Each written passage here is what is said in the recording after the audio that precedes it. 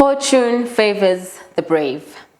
An entrepreneur is an individual who creates a new business, bearing most of the risks, but also enjoying most of the rewards. Welcome to Conversations with Z. My name is Zamakacheni, and I'm so excited to be back with you again. My guest today is Siaphakama Sosibo. He comes all the way from Durban. So those of you who know will know that I'm actually based in Johannesburg. So Usia has taken his time and traveled all the way from Durban to join us here today. Sia owns an IT consulting company, and he's also the owner of Man Cave Grooming Lounge that is based in Morningside, Durban. Sia, welcome to Conversations with Z.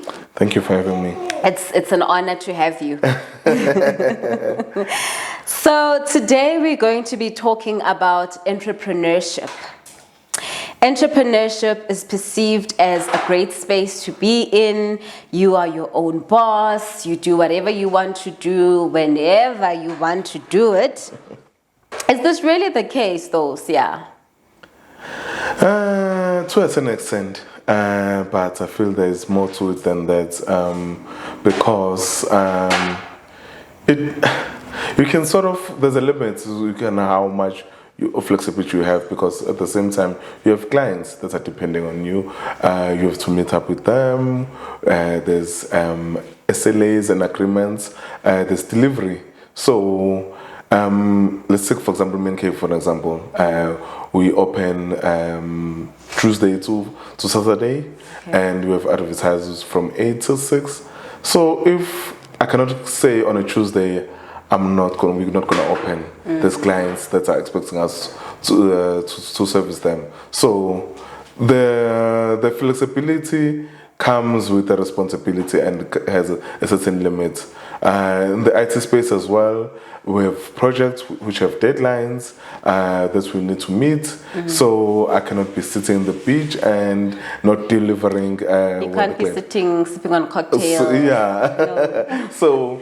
But I think the flexibility, what they mean is you sort of have an influence on your schedule. So sometimes you can say to a client, okay, the deadline is going to be in December or November, and you might find that you may be not productive during the day and you may be productive during the nights. So there's that. Sia, entrepreneurship is perceived as a great space to be in because you are your own boss. You get to do whatever you want, whenever you want to, however you want to. But is that really the case? To a certain extent. So you kind of sort of design how your business needs to operate, what kind of space you're in, but at the same time, I think your boss is your clients, because you need to service them. And then the flexibility comes with a limitation as well. So if we have a project and I have a client and we have a deadline, let's say, for example, in the IT space, there's a 6-month project and needs to be delivered by November. And between that, there's milestones, there's meetings. So I need to be present in those meetings. I need to liaise with the client. And I need to deliver certain work at a certain time. So there is a limitation to that flexibility. The one side is if sometimes I find myself more productive at night, so maybe I'll take a nap or rest during the day and then work at night. So maybe that's the flexibility they're talking about. But at the same time, take things like Man Cave, we have operating hours. Okay. A client expects us to be there, or the operating hours, to be ready to service them. So I cannot be sipping cocktails and not opened up on a Friday. Friday is like our busiest day. People want to look good before the weekend. So yeah, just take that with a pinch of salt. Okay. So it's not as glossy as it looks? Nah. Okay.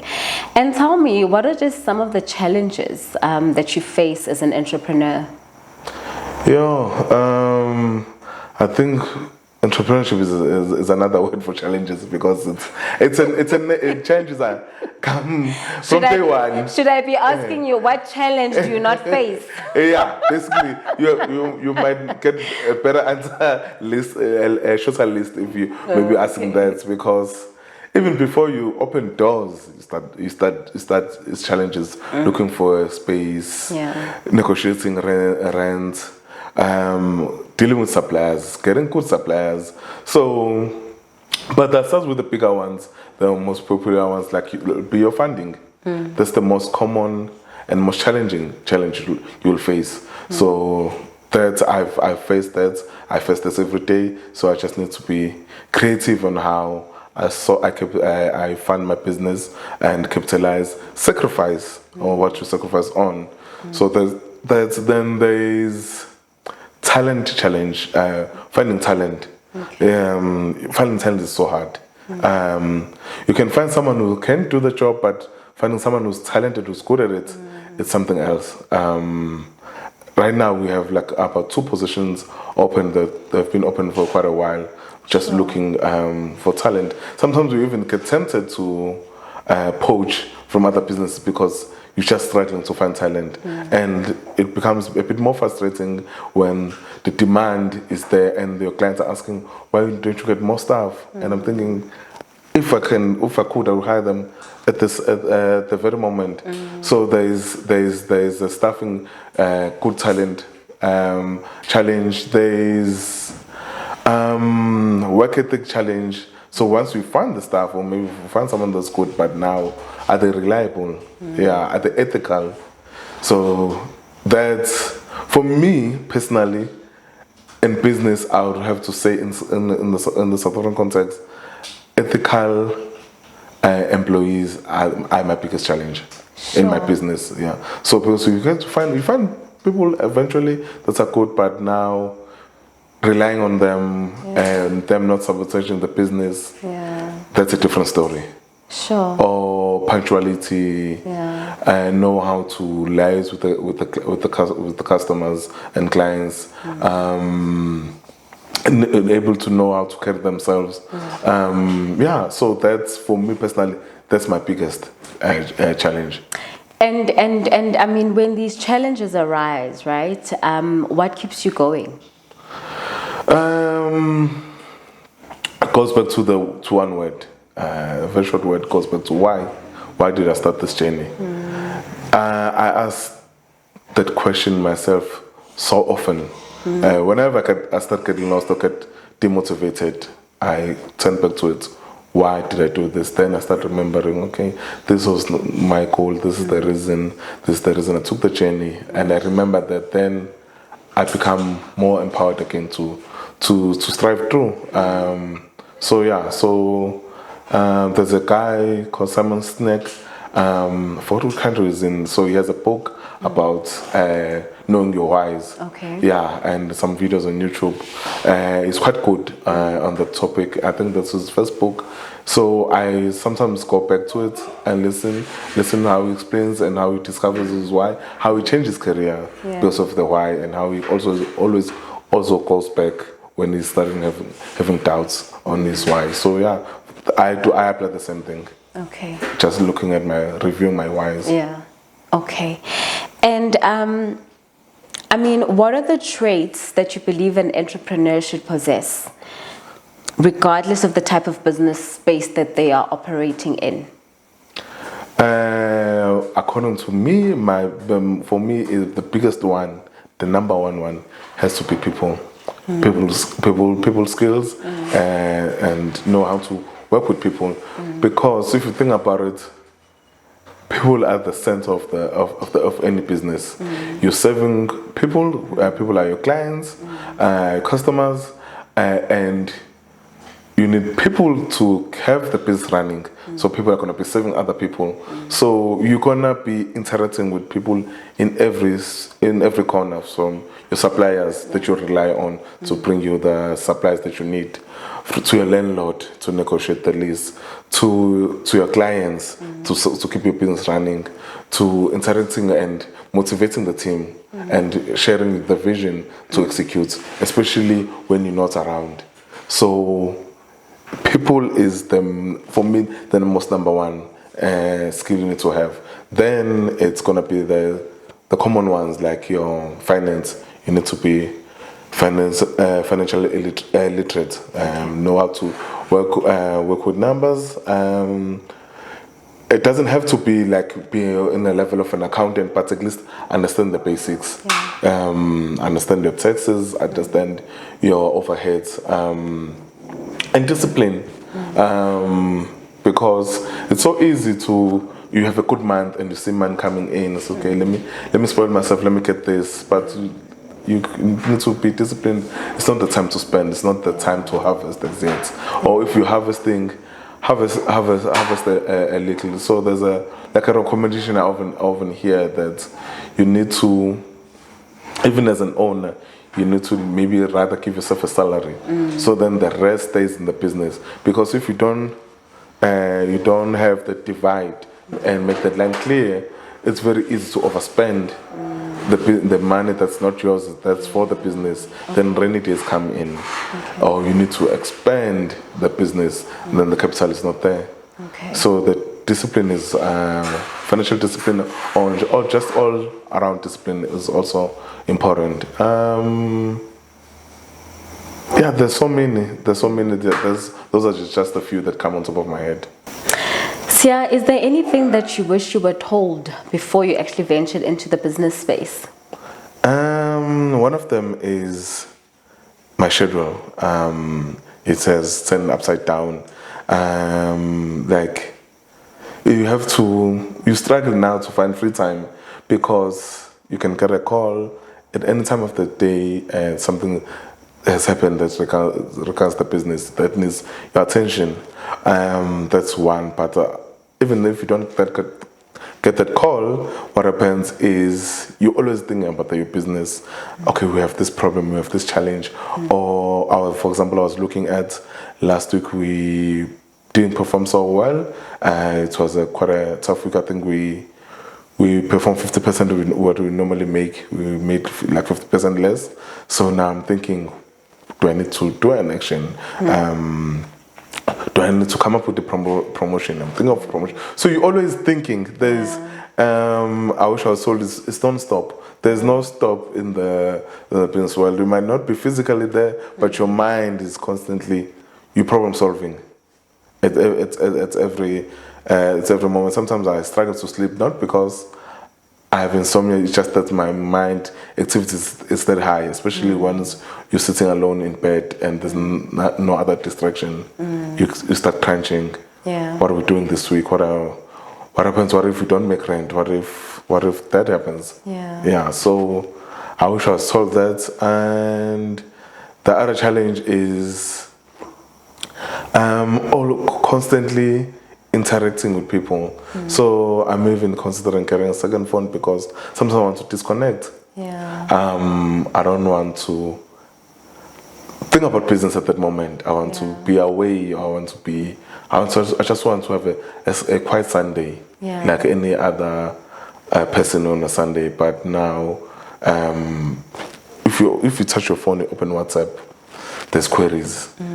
Say, you haven't done this, you haven't gotten back to me, what's happening? So, it's constant. That's one thing I can tell you. Okay. And which man or woman is your role model and why? That one is an easy one. I guess it's my mom. So I guess it's true what they say is, we look at, as children, we look at our parents as our heroes, and as we grow up, that gets reiterated in our heads. So, as long as I can remember, my mom is self-employed. I think she's employed for like max 2 years, and she's been doing her thing till even today. I don't know how many years, maybe 30. And I look how she carries herself, how she executes her business. I think how she executes and the level of quality determination That's one of my inspiration. That's what I always think when I execute Man Cave, that I want to be that proud about my business. I want to be that proud about the service we're delivering, and confident about the service we're delivering. So it has to be her. I draw a lot of inspiration on just being in the business, in the entrepreneurship, and how I execute it. And then others is gonna be my grandparents as well. So they have, for me, they instilled a lot of. I think that's majority of my people's skills come from. And that has worked for me even throughout my career. That's what has been one of my I don't want to say selling point or thing on my toolbox besides my technical skills. So I think that determination and being entrepreneur from my mom, and then those people skills from my grandparents combined, that's what makes who I am at the moment. That's great to hear, and it's just so inspiring to hear that this seems to be something that runs in the family. And I think if they also understand the space that you operate in, they understand the challenges that it comes with, and therefore they can also then just be your support structure, and just keep you going in those difficult moments. So yeah, if we've got someone watching, right, who is perhaps a graduate, that studied, went to tertiary, studied, and has just not been able to find a job, right? One, can that person look to start a business? And then two, are there specific businesses that you would advise them to sort of, start, considering that they might not have capital? But yeah, what do you think? My answer is always going to be yes. I believe everyone should be in business. I know not everyone is meant to be in business, or they're going to be good at it. But if they have that opportunity, or if they have that consideration, or if they have that willpower, I'll always say, hell yeah, go into business. So in the scenario that you just explained. Definitely, as a graduate, I would say go to business. Depend, but not because you're a graduate. But what I'm looking at, depending on the field you're in.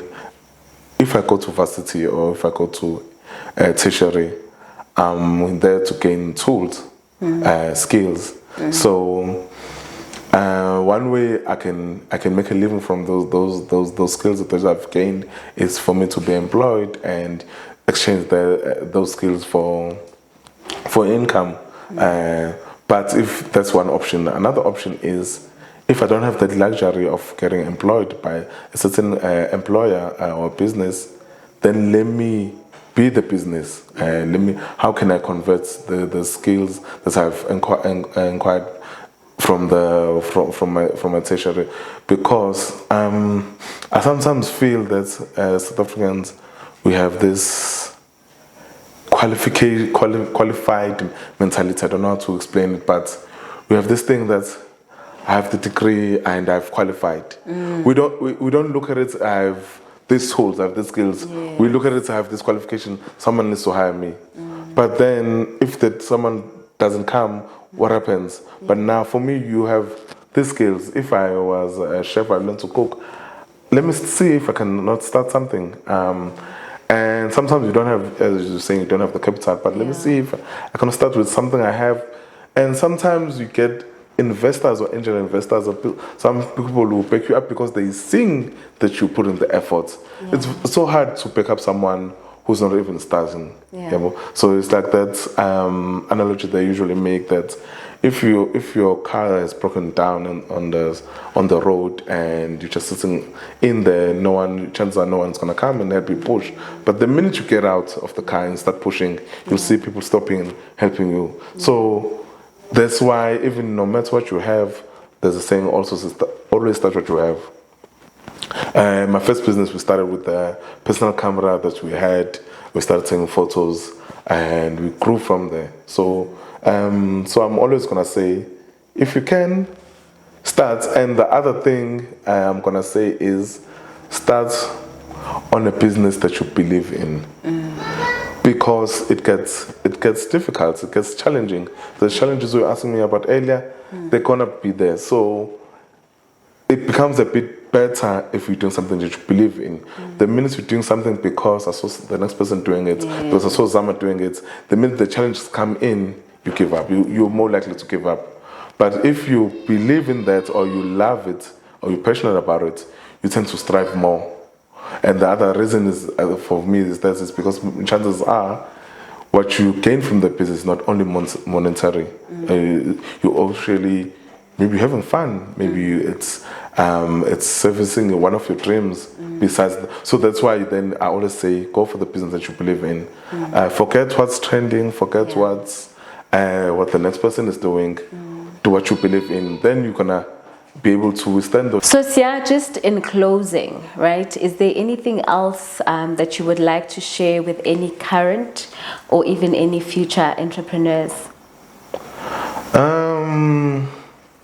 First thing is don't get discouraged, because that's one of the things I usually pick up from most starting entrepreneurs. I get that feeling as well. So because the challenge keep on coming, and you just need to knock them down. So I'll say try to don't get discouraged. Rather pivot. Maybe if you're seeing this is not the kind of business that you into, no matter it's not what you thought. Rather than stopping entrepreneurship in its all entirety, rather find maybe a different domain. Maybe if I was in baking and I think baking is not my thing, let me go to beauty. If I think beauty is not my thing, for me, I'm a big firm believer of experimenting, trying until you find your niche and where you shine. So sometimes we have hidden skills. Sometimes we don't know what we like or good at, because one thing I've realized is you realize that for you to dream of something in life, you need to be aware it exists. Yeah. So it's hard to dream of and want to do something that you don't know that it exists. So go out there, travel, and see what's out there in the world. Then you're gonna find something that's okay. This one I like. Maybe this one I can give it a chance. What people, I think there's a few people who know this, but I think what most people don't know about me, or where I am at the moment, it's not just Man Cave and my IT business. There's a lot of businesses and ideas that are still in my bucket list. That I'm still curious to experiment. For me, it goes hand in hand. So there is something that's those ideas is something that I'm interested in. Just before the money, I'm just curious to experiment. I think because I look at myself as a creative. I might not be a visual creative like an artist, but I'm always thinking of want to craft something.